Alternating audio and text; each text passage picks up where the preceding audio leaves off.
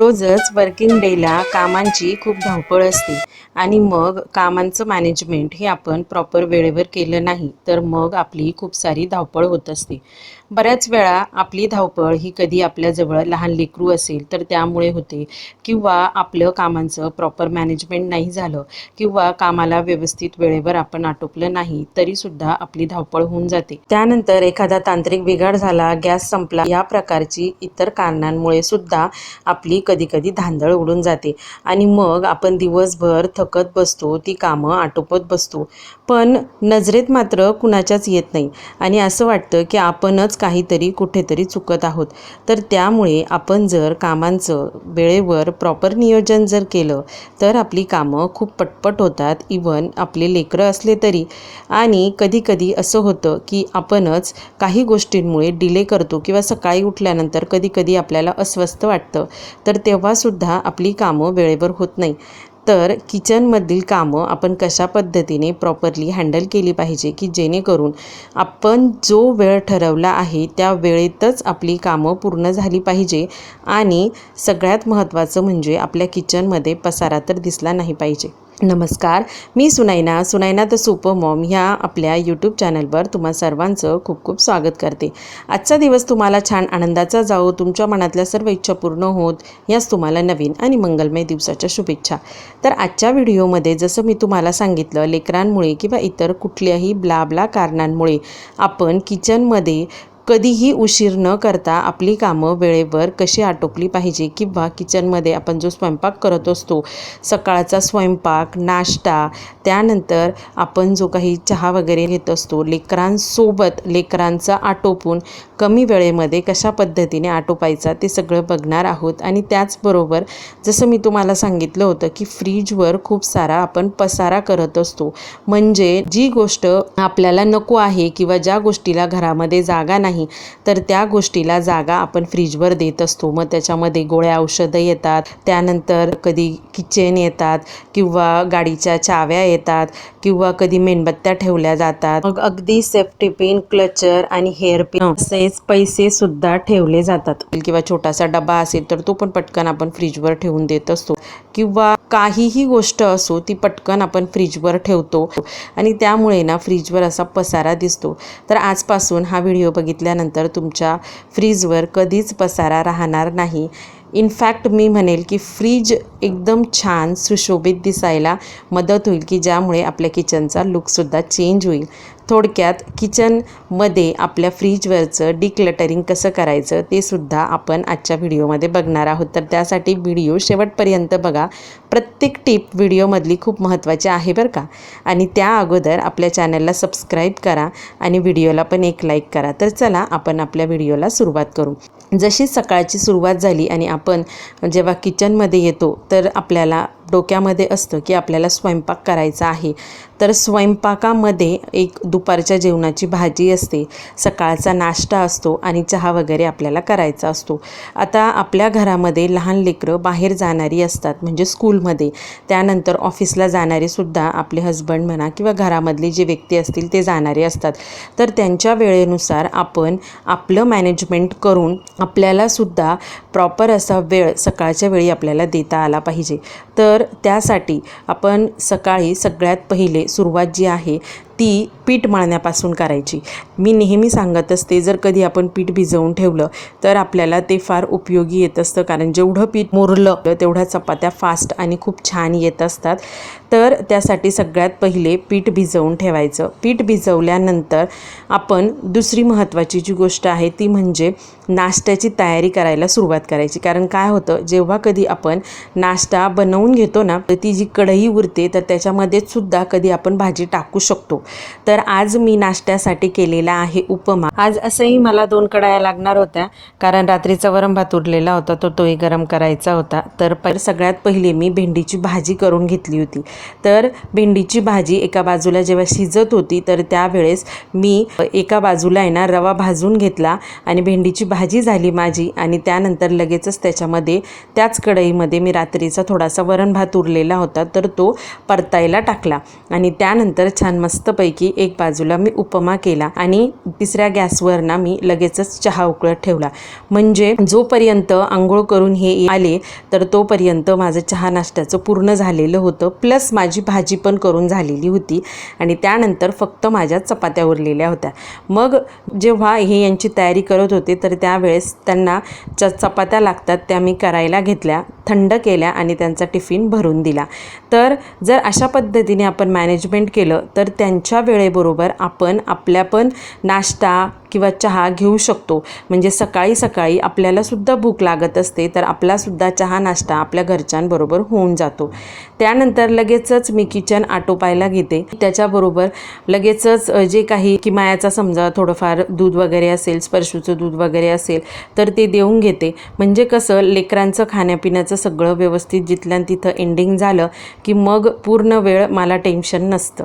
मग सगळं माझं किचन वगैरे आटोपून घेतलं आणि त्यानंतर मग दुसऱ्या दिवशी मला करायची होती एक स्पेशल नाश्ता असं म्हणू शकतो आपण. तर त्यासाठी मी जेवढे काही साहित्य मला भिजत घालायचे होते डाळ वगैरे तर ते सगळी डाळ वगैरे मी भिजत घालून दिली. म्हणजे आपल्याला दुसऱ्या दिवशी काय करायचं आहे याचं आपण जर अगोदर थोडंसं मॅनेजमेंट करून ठेवलं ना तर दुसऱ्या दिवसासाठी आपल्याला थोडंसं सोपं जातं. तर त्यासाठी ना मग मी छान डाळ तांदूळ व्यवस्थित सगळे भिजत घातले आणि त्यानंतर किचनचं माझं काम सगळं दी एंड झालं. त्यानंतर मग बाकीचे जे काही माझे छोटे मोठे कामं होते जसे की किमायाची तयारी करून देणं झालं, त्यानंतर कपडे माझे वॉशिंग मशीन झालेलं होतं तर कपडे सुकत घालून दिले आणि बाकीच्या ज्या काही छोट्या मोठ्या गोष्टी होत्या त्या आटोपून घेतल्या आणि त्यानंतर मग मला दुपारी थोडासा वेळ होता. तर त्या वेळेमध्ये ना मी तुम्हाला सांगितलं होतं की फ्रीजवर माझ्या खूप सारा पसारा झालेला होता. काय होतं कितीही नाही म्हटलं तर फ्रीजवर मोठा प्लॅटफॉर्म मिळतो आणि जागा दिसली की आपल्या मेंदूला तसं आपण म्हणू शकतो की सूचना मिळतात आणि आपण पटकन गोष्टी त्या फ्रीजवर नेऊन ठेवतो आणि मग खूप सारा पसारा दिसतो. तर तो पसारा दिसू नये याकरताना हे जे बॉक्स आहे हा बॉक्स मी जे काही कपडे वाळत घालण्यासाठीचा स्टँड घेतलेला आहेत ना तर त्याचा हा बॉक्स होता. मी खूप दिवसांपासून तो सांभाळून ठेवलेला होता. मला मध्ये ना वेळच मिळत नव्हता तर आज मी त्याच्यासाठी खास वेळ काढलेला होता. तर म्हटलं आपण आहे ना फ्रीजवर असं एक सुंदर छान ऑर्गनायझर तयार करू, थोडक्यात असं म्हणायला हरकत नाही, की ज्यामुळे ना बराचसा जो काही पसारा आहे तो त्यामध्ये त्या बॉक्सच्या मध्ये राहील किंवा त्या ऑर्गनायझरच्या मध्ये राहील आणि बाहेर फ्रीजवर काहीच पसारा दिसणार नाही असं माझ्या डोक्यामध्ये थोडंसं होतं. कारण काय होतं जेव्हा आहे ना किचन आपण कितीही क्लीन ठेवा, बघा तुम्हाला म्हणजे एक अंदाज येत असेल, जेव्हा आपण किचनमध्ये एंट्री करतो ना तर त्यावेळेस जरी सगळं जिथल्या तिथे टापटिपीत आपण ठेवलेलं असेल आणि फ्रीजवर जर पसारा जर दिसत असेल ना तरीसुद्धा आपल्या किचनचा लुक लगेचच डाऊन होऊन जातो. म्हणजे एखादा प्लॅटफॉर्म जिथे व्यवस्थित वस्तू जर ऑर्गनाइज नसेल तर लगेचच आहे ना म्हणजे कितीही बाकीचं आवरलेलं असेल तरी पण मग ते किचनचा लुक लगेच डाऊन होऊन जातो. हा माझा खूप अनुभव आहे. त्यामुळे ना नवनवीन सतत मी त्या फ्रीजवर काही ना काही डोकं लावून काही ना काही आयडिया शोधून ना काहीतरी ऑर्गनायझर वगैरे करण्याचा प्रयत्न करत असते की जास्तीत जास्त गोष्टी नको असलेल्या गोष्टी ह्या वरती दिसायला नको. आणि सगळ्यात महत्त्वाचं म्हणजे आपण जे फ्रीजवर कवर टाकतो ना त्या कवरमध्ये सुद्धा आपण बऱ्याचशा वस्तू ठेवतो. तर ती सवय जी आहे ती आपण मोडली पाहिजे. त्या वस्तू ठेवल्यामुळे त्या कवरचे जे पॉकेट्स जे आहे ते पॉकेट्स खूप असे फुगल्यासारखे दिसतात आणि ते खूप दिसायला विचित्र दिसतं. तर त्यासाठी सुद्धा मी एक आयडिया शोधून काढलेली आहे. तर ती मी व्हिडिओच्या शेवटी तुम्हाला दाखवणार आहे. ती काय आयडिया आहे की जेणेकरून आपले पॉकेट जे आहे कवरचे फ्रीजच्या कवरचे ते सुद्धा ॲज इट इज व्यवस्थित राहतील. तर मग छान मस्तपैकी हा बॉक्स मी त्याचे जे काही एक्स्ट्राचे म्हणजे एन्व्हलप होते ते सगळे कट करून घेतले आणि त्याच्यानंतर मग आपला गिफ्ट पेपर असतो ना किंवा तुम्ही बघा गणपतीमध्ये किंवा नवरात्रमध्ये डेकोरेशनसाठीचे जे पेपर भेटतात ज्याला पाठीमागे ग्लू वगैरे असतो तर ते पेपर जरी आणले तरी बेस्ट आहे. मला ते पेपर मिळाले नाही ॲक्च्युली, त्याच्यामुळे मग मी गिफ्ट पेपर आणले आणि हा गिफ्ट पेपरसुद्धा रॅप करताना ना खाली थोडंसं आहे ना ग्लू लावायचा त्याला आणि त्याच्यावर मग तो चिपकवायचा आणि त्याच्यानंतर मग त्याला चिकट टेप लावायचा। काय झालं, पहिल्यांदा मी सुरुवातीला डिरेक्टली चिकट टेप लावून दिला तर एक जो पेपर आहे ना तर त्याला म्हणजे वन साईड, आता ही जी साईड टाकलेली ना तर त्याला मी ग्लू लावलेला नव्हता, पण मग नंतर माझ्या जेव्हा लक्षात आलं की म्हटले अरे आपण जर ग्लू लावला तर व्यवस्थित हा जो पेपर आहे गिफ्ट पेपर तो त्याला व्यवस्थित रॅप व्हायला मदत होईल। मग मी पूर्ण जो बॉक्स आहे त्याला व्यवस्थित ग्लू लावला आणि त्याच्यानंतर मग तो व्यवस्थित पेपर रॅप केला आणि त्याचं जे पुढचं ओपन करण्यासाठी सुद्धा त्याला असा फ्लिप फ्लॉप आहे। तर बघा, तर अशा पद्धतीने त्यालासुद्धा छान मस्तपैकी तो गिफ्ट पेपर रॅप करून दिला आणि हे जे ओपन करण्याचं फ्लिप फ्लॉप शटर आहे तर त्याच्यामुळे ना खूप सारी मला मदत झाली। जो काही आपण आतमध्ये पसारा टाकणार ना तर तो पसारा म्हणण्यापेक्षा आता आपण ठेवणार तर व्यवस्थितच ठेवणार, पण बंद केल्यामुळे ना ते एकदम व्यवस्थित राहतं आणि त्या ज्या वस्तू किंवा जे काही छोटे छोटे आपण डबे त्याच्यामध्ये ठेवणार आहोत ना तर त्या डब्यांवर धूळ वगैरे बसत नाही आणि सगळ्यात महत्त्वाचं म्हणजे वस्तू पण प्रॉपरली ऑर्गनाइज राहतात। आणि आता मी विचार करते की माझ्याजवळ ना एक सारखे ना असे येलो कलरचे तुपाचे डबे आहेत तर त्याच्यामध्ये ना मी सगळे आपले खडे मसाले जे आहे ना ते सगळे भरून ठेवणार आहे। तर जेणेकरून मला जेव्हा कधी खडे मसाले लागल ना तर एकच डबा मी केलेला होता तर तो डबा मला पूर्ण उचकावा लागायचा, मग त्याच्यातनी जी वस्तू पाहिजे ती मला काढावा लागायची, तर तो पण ताण माझा कमी होऊन गेलेला आहे। तर म्हणजे एक छोटीशी आयडिया मी तुम्हाला सांगितली, जर तुमच्याजवळ एकसारखे प्रकारचे डबे असतील ना तर त्याच्यामध्ये तुम्ही खडे मसाले भरून ठेवू शकतात की जेणेकरून जेव्हा कधी तुम्हाला काळं मिरच लागेल किंवा लवंगच लागेल किंवा दालचिनीच लागेल तर ते काढायला सुद्धा आहे ना सोपं जातं। आणि याच्यामध्ये ना तुम्ही सोडा वगैरे अशा पण गोष्टी ठेवू शकतात, त्यानंतर हिंग ठेवू शकतात, छोट्या छोट्या ज्या बरण्या असतात ना तर त्या तुम्ही व्यवस्थित ठेवू शकतात। किंवा आपण ना बघा घरामध्ये तुमच्या लक्षात येत असेल गृहिणी म्हटल्यानंतर आपल्याला स्वतःला स्किन केअर करण्याची आवड असते, तर आपण आपले स्किन केअर प्रोडक्टसुद्धा आहे ना या फ्रीजच्या हे पॉकेट जे असतात ना कवरचे पॉकेट तर त्याच्यामध्ये आपण ते छोटे छोटे पॅकेट मिळतात ना ते पॅकेट्स त्याच्यामध्ये टाकून देतो। तर त्याच्याऐवजी एखादा छोटासा डबा केला आणि त्याच्यामध्ये ते जे काही आपण स्किन केअरच्या ज्या पावडर बनवणार असतील किंवा आपण कधी मुलतानी माती आणतो, कधी चंदन पावडर आणतो चेहऱ्याला लावण्यासाठी, तर डबे करून त्या डब्यामध्ये जर टाकून त्याच्यावर लेबल करायचं आणि मध्ये मस्तपैकी छानपैकी अरेंजमेंट जर केली ना तर दिसायला खूप सुंदर आणि क्लासी दिसते। आणि मलाच म्हणजे माझ्या फ्रीजचा लुक एवढा आवडला, त्याच्यामुळे फ्रीज आहे ना एकदम सुंदर दिसायला मदत झाली। वस्तू इतक्या प्रॉपरली अरेंज होऊन गेल्या ना आणि सगळ्यात महत्त्वाचं जो काही फ्रीजवर पसारा होता ना तर तो पसारा बघा किती छान मस्तपैकी अरेंज केला आणि मी आतून पण त्याला व्यवस्थित प्रॉपरली तो गिफ्ट पेपरने रॅप केलेला आहे।